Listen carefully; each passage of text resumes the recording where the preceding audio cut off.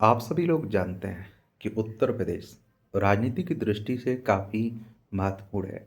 यहाँ विधानसभा में 403 सीटें हैं, विधान परिषद में 100 सीटें हैं, राज्यसभा में 31 सीटें हैं, लोकसभा में 80 सीटें हैं।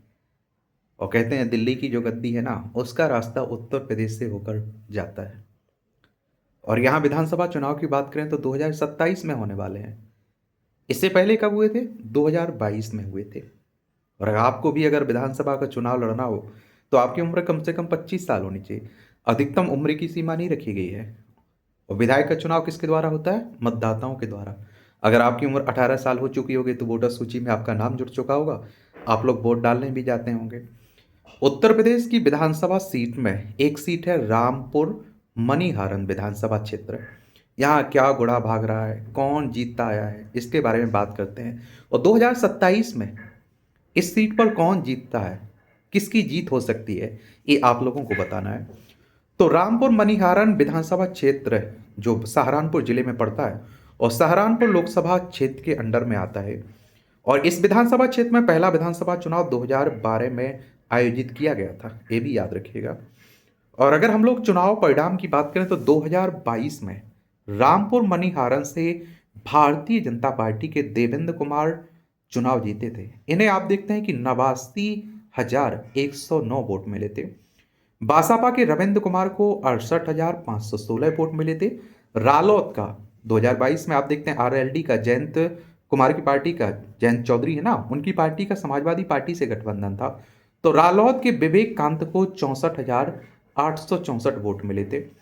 और ASPKR को, जो काशीराम, जो आजाद समाज पार्टी है ना, चंद्रशेखर आजाद रावण की, उसे 4,606 वोट मिले थे।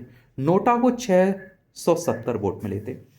यानी 2022 के विधानसभा चुनाव में रामपुर मणिहारन से भारतीय जनता पार्टी के देवेंद्र कुमार ने 20,593 वोटों से चुनाव जीता था।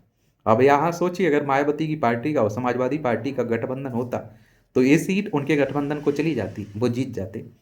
अगर इस पे हम लोग 2017 की बात करें, 2017 के विधानसभा चुनाव रामपुर मणिहारन से भाजपा के देवेंद्र कुमार ही चुनाव जीते थे। उन्हें 76,465 वोट मिले थे।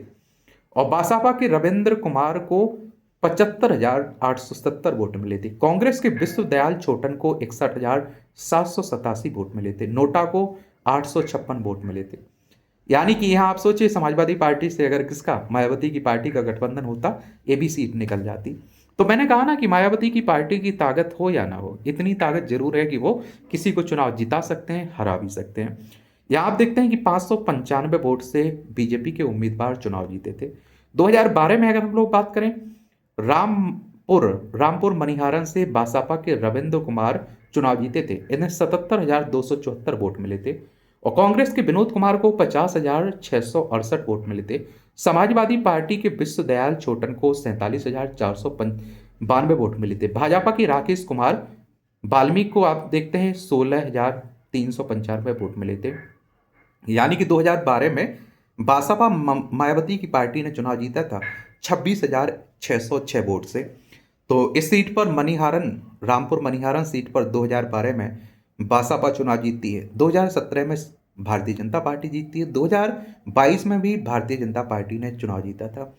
अब 2024 कब, 2027 में कौन जीतेगा, कौन सी पार्टी जीत सकती है, कौन सा उम्मीदवार जीत सकता है, ये आप लोग बताइए। इसी तरह हम लोग एक एक सीट का गुणा भाग देखते रहेंगे। आप लोगों की क्या राय है, कोई सुझाव हो तो ज़रूर बताया करिएगा। धन्यवाद।